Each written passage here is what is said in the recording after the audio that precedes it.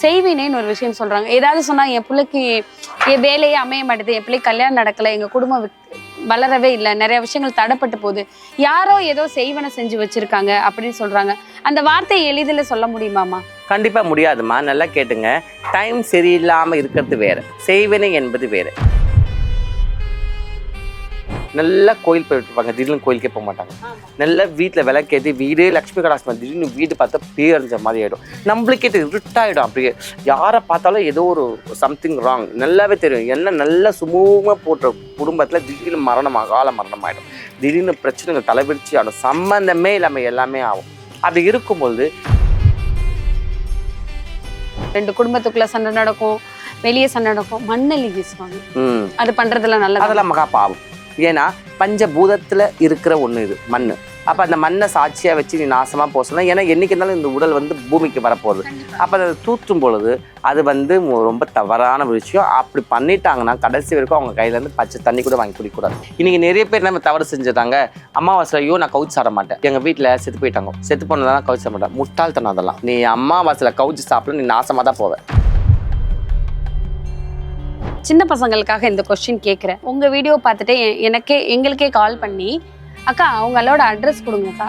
ஏன்ப்பா எதுக்குப்பா அப்படின்னு கேட்டால், இல்லைக்கா நான் ஒரு பொண்ணை லவ் பண்ணேன், இப்போ அந்த பொண்ணு என்னை கண்டுக்கல, நான் அந்த பொண்ணுக்காக 1 லட்சம் 2 லட்சம் வாங்கி செலவு பண்ணியிருக்கேன், ஏதாவது செஞ்சு அந்த பொண்ணு என்கிட்ட வந்துருமா, இப்படி ஒரு கேள்வி கேட்குறாங்க. அவங்களுக்கு நீங்கள் என்ன பதில் சொல்கிறீங்க?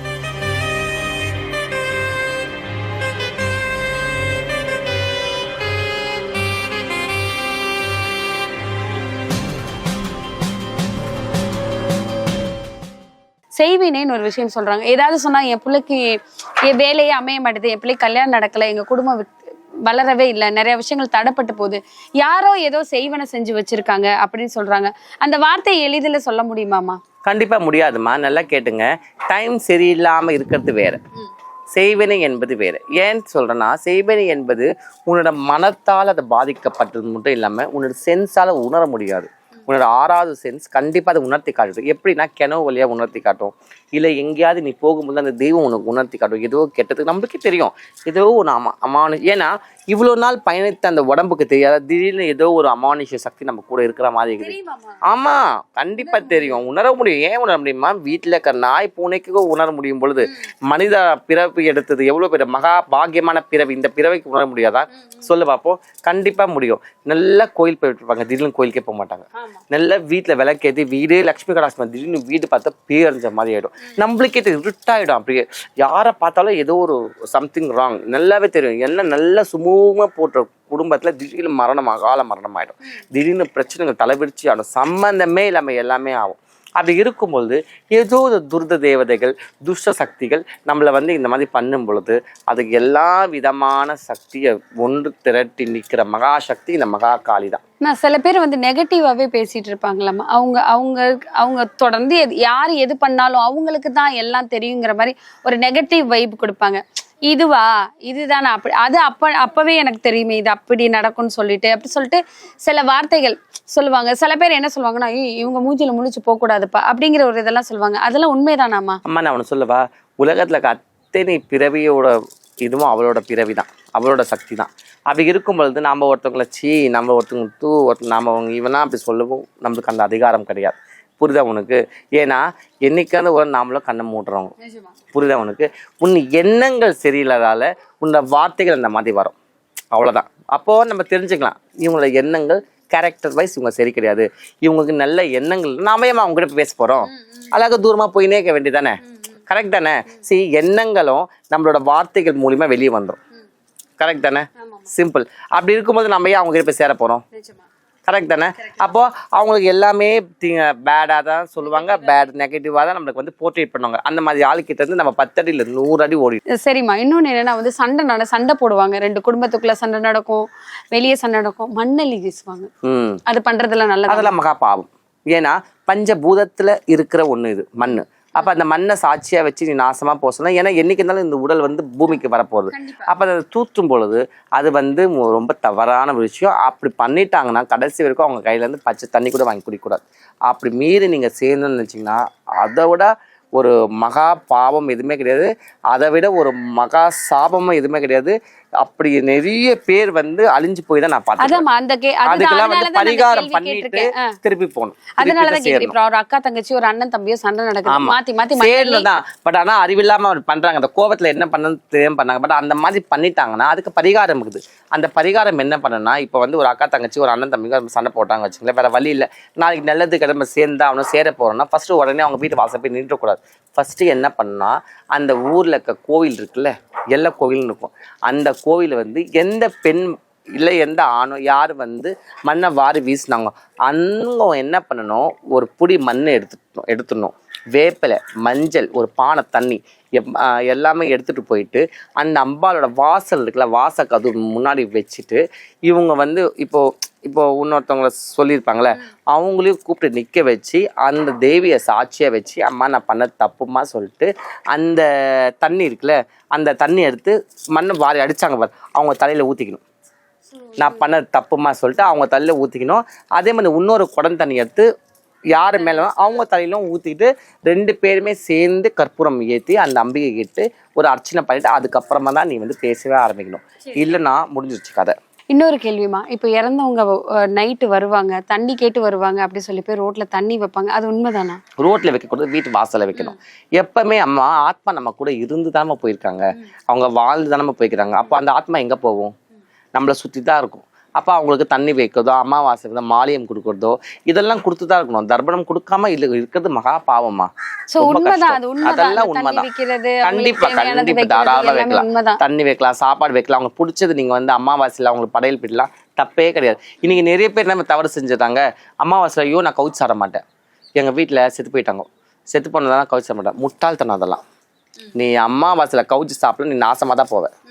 அமாவாசை காளிக்கு உகந்த நாள், அமாவாசை இறந்தவங்களுக்கு உகந்த நாள். இப்ப உயிரோட இருக்கும் பொழுது அவங்க என்ன சாப்பிட்டுருப்பாங்க, நல்ல மீன் குழம்பு சாப்பிட்டுருப்பாங்க, நல்லா கறி, சிக்கன், முட்டை, கிட்டன் நல்லா வாரி அடிச்சிருப்பாங்க. செத்த பிறகு அவங்க போய் சாம்பார் வச்சு 8 தான் வரைப்பாங்க ஒண்ணு. புரியுதா எனக்கு? இது உண்மைதான். அமாவாசை அன்னைக்கு ஆமா, அவங்க என்ன அமாவாசை நீங்க கவுச்சி வச்சு படையல் போட்டு பாருங்க வீட்டுல, வீடு எப்படி சும்மா இருக்கணும். அப்புறமா கேளுங்க என்ன நிஜமா இது உண்மைதானாமா? எல்லாரும் என்னன்னா காக்காவுக்கு வடை வைப்பாங்க, சாம்பார், பாயாசம், வடை பாயாசத்தோட, சோ அந்த மாதிரி பண்ணக்கூடாது. அதெல்லாம் செய்யக்கூடாது. நீங்கெல்லாம் வந்து அமாவாசை தான் அப்பேற்பட்ட யாகம் நடத்தி பலியே பண்ணி ஊருக்கே சோறு போடுவேன் நான். இல்ல அமாவாசை பூஜை சுடுகாட்டுல. ஆமாமா, இதே இந்த இடம் நீ உட்காந்துக்க சுடுகாடு தான். இந்த இடத்துல இங்க இருந்து எதுல தான் சுடுகாடு, வாசல் தான் சுடுகாடு, நம்ம உட்காந்துக்கிறோம். இந்த இடம் முன்னாடி வந்து அம்மா வரதுன்னு சாதாரண ஒரே வெறும் மனையா தான் இருந்தது. இன்னைக்கு இந்த அம்மா வந்து உட்காந்து எல்லாம் வந்து எல்லாமே பலி கொடுக்குறோம், பூஜை பண்றோம், யாகம் நடத்துறோம், எல்லாம் பண்றோம். இந்த ஊரே சுபிக்குமாயிடுச்சு. எத்தனை புது வீடு வந்திருக்கு. நீ முன்னாடி வந்ததுக்கும் இப்ப வந்ததுக்கும் நீ உன்ன நான் கேட்கறேன், முன்னாடி வந்ததுக்கு இப்ப எவ்வளவு மாற்றங்க, எவ்வளவு வீடு கட்டிட்டு இருக்கிறாங்க பார்த்தல. அப்புறம் எப்படி சொல்லு? அப்ப அவதானே எல்லாமே. நாம வந்து நம்மளமா முட்டாள ஆயிக்கிறோம். அது தெய்வம் ஒண்ணும் பண்ண முடியாது. நீ முட்டாளனா அவ என்ன பண்ண முடியும்? என்னமா பண்ணுவாங்க இங்க? பௌர்ணமிக்கு என்ன பண்ணுவாங்க? அதே தான் பௌர்ணமிக்கு யாக பூஜை நடத்தி பலி பூஜை தான். அது இல்லாம ஒண்ணும் நடக்காது அவகிட்ட. சரிம்மா, நீங்க இப்போ ரீசன்ட் டைம்ல சுடுகாட்டுல போய் பூஜை பண்ணிட்டு இன்னைக்கு கூட போறேனே. இன்னைக்கு போறீங்க? எப்ப இந்த பூஜை நடக்கணும் அப்ப நான் ஓடிடுவேன். அங்க போய் என்னமா பண்ணுவீங்க? அங்க வந்து எங்க வீட்டுல வந்து இப்ப நம்ம முன்னோர்கள் எல்லாம் செத்து போயிருப்பாங்களா, இப்ப நான் காசியில போயிட்டு பிண்ட தர்ப்பணம் கொடுத்து வந்துக்கிறேன் நான். சரி, அதுவும் சொல்லுங்கம்மா. காசியில போய் பெண்கள் பிண்ட தர்ப்பணம் தாராளமா தரலாமா? அதுதான் கயா. கயால சீதா பாட்டி கொடுத்துருக்காளே, அந்த அம்பிகை கொடுத்துருக்காளே, அதனால தானே வந்து ஆமா மாமனாருக்கு தசரதன் கொடுத்ததால தான் இன்னைக்கு வந்து பெண்களும் போய் காசில எது கொடுக்கலாம்னு சொல்லிடுறாங்களே. அதனாலதான் கயால பெண்கள் கொடுக்கலாம், தாராளமா தரலாம். உன்னோட தாய் தந்தை இல்லாம இருந்தால், உன்னோட மாமனார் மாமியார் இல்லாம இருந்தால், உன் சொந்த பந்தங்கள் உட்டாளர்கள் இல்லாம தாராளமா உன் கையால பின்னது. அப்ப இது சொல்றதெல்லாம் பொய், இந்த ஆண்கள் மட்டும் கொடுக்கலாம் அப்படிங்கறதெல்லாம் எதுவுமே கிடையாது. மாமனார் மாமியாருக்கும் சேர்த்தே கொடுக்கலாம். தெய்வம் சமம் எல்லாருக்கும். நான் திருப்பி ஒரு வார்த்தை எல்லார்கிட்ட சொல்றதுன்னா, தெய்வம் பொது. ஆனா நாம அந்த அம்பிகை கிட்ட போறோம்னா நாம அதுக்கு தகுதியானவங்களா? ஃபர்ஸ்ட். ரெண்டாவது, காளி கிட்ட நம்ம வரோமா, எதற்காக வரோம்? நாம கஷ்டத்துக்காக வரோம். அப்போ நம்ம அந்த பரிகாரங்களை சரியா நம்ம பண்றோமா, சரியான முறையில பண்றோமா? அப்போ இந்த மாதிரி எங்க மாதிரி ஆளுங்கிட்ட வரும் பொழுது நாங்க மந்திர தந்திரத்துல இந்த மாதிரி பரிகார பூஜைகள் பண்றோம். அப்படி பண்ணும் பொழுது நாங்க குருவா இருந்து குருபதேசம் கொடுத்து அவங்களுக்கு சில வழிபாடு, சூட்சமான வழிபாடு, அவங்களுக்கு சீக்ரெட் பூஜைகளை நாங்கள் சொல்லி கொடுப்போம். அது அவங்கள அப்படியே மேலே கொண்டு வந்துடும். இவ்வளோதான் சிம்பிள். புரியுதா? இவ்வளோதான் சிம்பிள், ஒன்றுமே கிடையாது. ஆனால் இது எத்தனை பேர் பண்ணுறாங்க? அதுதான் அங்க கேள்வி. இது எத்தனை பேர் கரெக்டா ஆளை போய் பாக்குறாங்க, அதுதான் அங்க கேள்வி. சரி, இப்ப நீங்க சுடுகாட்டுக்கு போவீங்கம்மா, நைட்டு வந்துட்டு அந்த இப்ப தெரியல, அந்த காலத்துல எல்லாம் நாங்க ஸ்கூல் படிக்கும் போதெல்லாம் வந்துட்டு குடுகுடுப்புக்காரவங்கன்னு வருவாங்க. நைட்டு சுடுகாட்டுல பூஜை, பௌர்ணமி அமாவாசை பூஜை பண்ணிட்டு வந்து குறி சொல்லுவாங்க. அவங்களுக்கு வந்து சொல்லும்போது அவங்களுக்கு தெரியுமாம்மா இவங்க இந்த சாமியை தான் கும்பிடுவாங்க, இவங்களுக்கு இந்த பிரச்சனை தான் இருக்கு அப்படிங்கிறது அவங்களுக்கு. அதுக்கு ஜக்கம்மா காலின் வம்சம் அவ புரியுது. அந்த ஜக்கம்மாவுக்கு ஒரு சக்தி உண்டு இல்ல. ஏன்னா குடுகுடுப்புக்காரவங்க பெண்கள் போய் வழிபாடு பண்ணக்கூடாதாங்க, ஆண்கள் மட்டும்தான். அதுவும் அமாவாசையில மலை மேலே ஏறி பலி கொடுத்து வழிபாடு பண்ணும் பொழுது அந்த விரதத்துக்கு பலன் நம்ம காட்டிதான் ஆனோம். கரெக்ட் தானே? இப்போ நம்ம வந்து ஜாதகம் பார்க்கணும். அந்த ஜாதக கட்டத்தை வச்சு நம்ம தலையெழுத்து சொல்லியா, அவர் என்ன வீட்டுக்குள்ள வந்தா பார்த்தாரு, அந்த ஜாதகம் என்ன சொல்லுதோ அது சொல்றாரு, அவ்வளவுதான். அதே மாதிரி இப்போ பிரசனம் பார்க்குறாங்க, ஒரு சோழி போட்டு பிரசனம் பார்க்கும்போது நம்ம என்ன நடந்தது என்ன நடக்க போகுது எல்லாமே அதில் வந்துடுது இல்லை. அதில் எப்படி அப்புறம் அந்த மாதிரி ஒருத்தருக்கும் ஒரு தன்மை இருக்கும், ஒரு சக்தி இருக்கும். அந்த சக்தியை வந்து நம்ம வந்து வெளிப்பாடு ஆராய்ச்சி பண்ணக்கூடாது. அவங்க என்ன சொல்ல வந்தாங்களோ அதை நம்ம வந்து ஏற்றுக்குன்னு அதன் வழியை நம்ம நன்மையை தான் பயன்படுத்திக்க தவிர்த்து அப்போ சொல்லிட்டு போனால் நம்மளையும் போன்னு சொல்லிட்டு அம்மா அமைச்சிட்டு போயினே இருப்பா. அதுக்கப்புறமா எதுவுமே சரி பண்ண முடியாதுன்னு சொல்ல வரேன். நீங்க இப்போ சுடுகாட்டுக்கு போய் இன்னைக்கு போறீங்க, பூஜை பண்றதுக்கு நீங்க போவீங்க, பூஜை பண்ண போற இடத்துல வேற ஏதாவது தவறுதலா அந்த சுடுகாட்டுல உட்காந்து பூஜை பண்ணா அவங்கள அந்த இடத்துல இருக்கிற காளிதான் அங்க இருப்பா, அந்த இடத்துல அந்த பனிஷ்மெண்ட் எதுவும் கொடுக்க மாட்டாங்க. யாரு கொடுப்பா? காளிதான். யாருக்கு கொடுப்பா? தப்பான பூஜைகள் சுடுகாட்டுல பண்றவங்களுக்கு, அடுத்தவங்க அழிஞ்சு போகணும், அந்த மாதிரி செய்வினைகள் எல்லாமே அங்க இருந்து தானே கொண்டு வருவாங்க. நான் சொல்லவா, நல்லா புரிஞ்சுக்கோ. ஒருத்தவங்க வந்து மாந்திரிகம் ஒருத்தவங்க பண்ணும் பொழுது, ஒரு செய்வினை பண்ணும் பொழுது செய்வினை யாரும் பண்ண மாட்டாங்க டைரக்டா. அந்த மாதிரி மனசாட்சி இருக்கிறவங்க முன்னாடி இருக்கிறது வேற. இப்போ அதே மாதிரி வச்சுக்கேன். இப்போ ஆனா இப்போ நீ வந்து என்கிட்ட வரும் பொழுதுல எப்படி வருவ? கண்ணீர் கம்பளிமோட வருவேன். அம்மா எனக்கு இது மாதிரி பிரச்சனைமா, என் வீட்டில் ஒரே பிரச்சனைமா, என்கிட்ட எதுவுமே சரியா என் வீட்டுக்கார பேச மாட்டேறம்மா, எங்கள் வீட்டுக்கு உன்னோட கனெக்ஷன் போயிட்டுருக்காருமா, என்ன இது மாதிரி சம்பாரிச்சு என் குடும்பத்தை பார்க்க மாட்டாருமா, என் வேலை மேலே ஒரே தொல்லையாக இருக்குது, என் வேலை மேலே எனக்கு வந்து ப்ரொமோஷனே கிடைக்க மாட்டேது, எனக்கு பின்னாடி வந்தவங்களாம் ஏறி போகிறாங்க, என் வாழ்க்கையில் விருத்தியே இல்லை, என் பிஸ்னஸ் வந்து சரியே கிடையாது, நானும் காலைக்கு 7 மணிக்கு எழுந்துச்சு நைட்டு 10 மணிக்கு உட்காந்துருக்க, ஒரு 10 ரூபாய் வருமானம் வர மாட்டேது. அப்படி எல்லாம் பண்ணும் பொழுது ஏதோ ஒரு விஷயத்தில் யாரோ உனக்கு அங்கே வந்து உன்னை நோண்டி நிற்கிறாங்க, புரியுதா? அப்படி இருக்கும் பொழுது நீ இந்த இடத்துக்கு வரும் பொழுது அந்த பூஜைகள் பண்ணும்போது என்ன ஆகுதுன்னா அவங்கள போய் அடிச்சிடும். ஏன்னா உன்னையா வந்து நோண்டுற, நீ சும்மா தானே இருக்கிற, உன் வேலையை நீ பார்த்து நிற்கிற, உன் வேலையை நீ பாரு, நீ ஏன் அங்கே நோண்டா? அப்போ சாப்பா என்ன பண்ண, சும்மாவா இருக்கும், 2 கொடுக்கும் போ சொல்லிட்டு. இது அவங்களுக்கு செய்வினையா தோணும், ஐயோ இவங்க தான் எதுவும் பண்ணிடுவேன். ஆனால் அவங்க பண்ணதுனால இவங்க அடி வாங்கிருக்கன்னு தெரியல. இதுதான் உண்மை. அவங்க கர்மா தான் அவங்கள அடிக்குது. அதே மாதிரி தான் இப்போ நீங்கள் நல்லவளா இருப்ப, எந்த ஒரு இதுவும் இல்லாமல், ஆனால் அந்த அவஸ்தைப்பட்டிருப்பல, எவ்வளோ ஒரு பிஸ்னஸில் எவ்வளோ அடிபட்டிருப்பாங்க, எவ்வளோ ஐயோ நம்ம யாருக்குமே ஒரு சின்ன எறும்பு கூட நம்ம துரோகம் பண்ணலையே, ஆனால் நம்மளுக்கே இவ்வளோ கஷ்டம் வருது, தாயே நாங்கள் என்னதான் பாவணும், எல்லா இடத்துக்கும் போகிறோமே, எல்லா கோயிலுக்கு போய் எல்லா புண்ணிய காரியம் பண்ணுமே, ஆனால் எங்களுக்கு மட்டும் ஏன் இந்த மாதிரி இதுக்கான அந்த கர்மாவை ரிலீஸ் பண்ணிடுவாங்க, அந்த கஷ்டத்தை ரிலீஸ் பண்ணிடுவான், அந்த பிரச்சனையை ரிலீஸ் பண்ண, அந்த செய்வனை பொடி ஆக்கி தவிடு ஆக்கி எங்கேருந்து வந்து அங்கே ஃபுட்பால் மாதிரி அடிச்சிருவான். அப்போ அவங்களுக்கு தான் அடி, அங்கே நம்மளுக்கு கிடையாது. ஏன்னா நம்மளுக்கு அவங்க அடிச்சிருக்காங்க, அதனால நம்ம வந்து உயிர் போகாத அளவுக்கு நம்ம வந்து ஏதோ தெய்வம் எங்கே நம்ம காப்பாற்றி இருந்தது. அப்போ திருப்பி இங்கே வர சொல்ல அம்மா 6 தான், புரியுதா உனக்கு? தூக்கி அடிக்கும், போ எவ்வளோ நாள் என் குழந்தைய வந்து நீ வந்து இவ்வளோ டார்ச்சர் பண்ணிக்கிற, அதுங்க விடுதலை தர தேவையில்லையா? இதுதான் உண்மை. இது நிறைய பேருக்கு தெரியாம அவங்க பாட்டு வளர்ந்து நம்ம ஒன்றும் சொல்ல இல்ல. எல்லாம் சில பேர் எல்லாம் என்ன பண்றாங்கன்னா, சின்ன பசங்களுக்காக இந்த கொஸ்டின் கேட்குறேன்.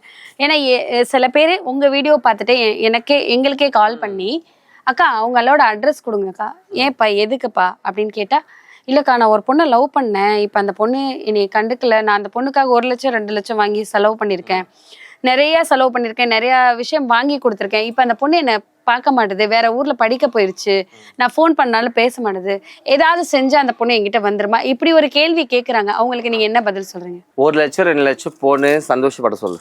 ஏன்னு சொல்ல, இதே மாதிரி தான் இப்போ கல்யாணம் ஆகுது. கல்யாணம் ஆகும் பொழுது அந்த பொண்ணை வந்து பெற்றவங்க பார்த்துருப்பாங்க, இல்லை அவங்க லவ் பண்ணியிருப்பாங்க, லவ் பண்ணி கல்யாணம் பண்ணி 6 மாதத்துக்கு டைவர்ஷன் பண்ணிக்கிறோம் கை குழந்தையோட, இல்லை 1 வருஷமோ 2 வருஷம் கழிச்சு குழந்தையோட வந்து போய் நிற்கும் பொழுது அப்போ அது என்ன பண்ண முடியும்? அதாவது தெய்வ பலம் என்பது வேற, உங்களோட வாழ்க்கையோட துணைவைகளை நீங்க புரிஞ்சு வாழறது என்பது வேற. இன்னைக்கு இருக்கிற சூழ்நிலையில பெத்த தாய் தகப்பன்னு ஒரு வேளை சோறு கூட நீங்க போட மாட்டீங்க. பெத்த தாய் தகப்பன்னு உதாசனம் பண்ணும் பொழுது உனக்கு வர மனைவி எப்படி உனக்கு அடங்கியிருப்பா? உனக்கு வர கணவன் எப்படி உனக்கு அடங்கு போகும், அந்த கர்மாவை தான் நீ அனுபவிக்கிறீங்க. நான் சொல்ல புரியுதாம்மா? யார் ஒருவர் வந்து தன்னோட தாய் தகப்பன் வார்த்தையை கட்டுப்படுத்து நம்மளோட படிப்பு, நம்ம வேலை, நம்ம குடும்பம் சொல்லிட்டு இருந்து நம்ம தர்மத்தோட வாழ்றவங்களுக்கு இந்த மாதிரி பிரச்சனைகள் வராது. புரியுதா? இந்த காலத்தெல்லாம் ஒரு ஃபோன்ல 10 நம்பர் வச்சுக்கிறானுங்க. இதை கேட்டால் 6 மாசத்துக்கு லவ் பண்ண சொல்றாங்க, 1 வருஷத்துக்கு என்ன பண்ண சொல்றாங்க. அப்போ அந்த லவ்வுக்கு ஒரு அர்த்தமே இல்லாம போயிடுதும்மா. ஒரு காதல் என்பது ஒரு தடவைக்கு தான் வரும். சரி, ஏதோ ஒரு மிஸ் இதாயிடுச்சுன்னா இன்னொரு தடவை வரும், 10 தடவை வரும். எப்படி அந்த இடத்துல அந்த இருதயத்துல வந்து இடம் கொடுக்க முடியும்? சரி, எல்லாமே நம்ம அந்த வயசு தாண்டி தான் வந்துக்கிறோம். கரெக்ட் தானே? என்ன சொல்ற? ஒரு தடவை நம்ம வந்து அந்த பாசம் உண்மையா வச்சுட்டா அந்த பாசத்தை எரேஸ் பண்ணிட்டு எப்படி இன்னொருத்த பிம்பத்தை வரைய முடியும் என் கேள்வி. நன்றி. கண்டிப்பாமா.